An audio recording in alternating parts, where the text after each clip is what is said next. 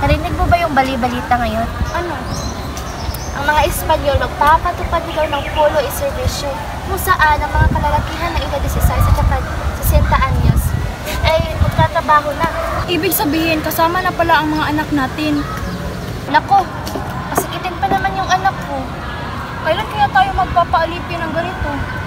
Excelencia y vuelve al trabajo! Ahora mismo! Ahora mismo! Mga Ginoong, ito ang aming produkto, kapalit ng reales. Ito sulat, kapalit ng inyong mga produkto.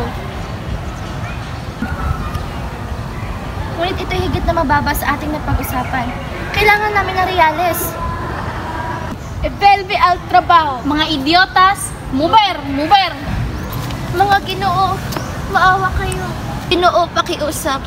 Kahit higit lang nakabayaran, para ito sa aming pamilya, Ginoo, ay sapat na yan sa amin. Kailangan namin na reales, mga Ginoo, pakiusap.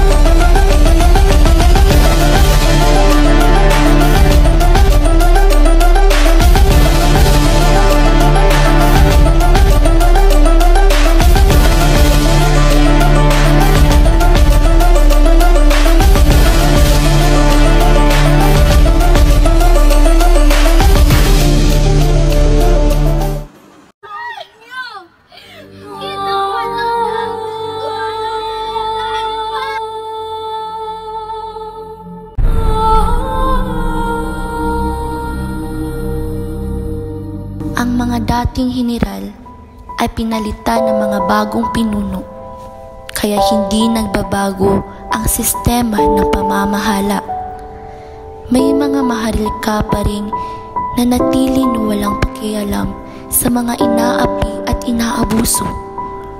Ang ganitong sistema ay nagpapakita ng kawalan ng pagbabago at pag-unlad ng ating lipunan noon. Ito pala ang mga nangyari noon, ang mga walang laban, inaapi at inaabuso nung walang awa.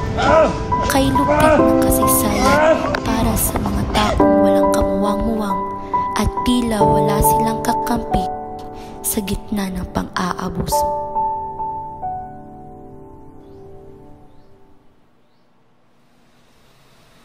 Aking pagmulat ay doon ko labis na intindihan kung bakit sumulat si Rizal ng ganong mga akda upang ipaalam sa atin sa panahong iyon kung ano ang mga nangyari sa panahon ng mga Kastila, ang pangapi o pang-aalipusta.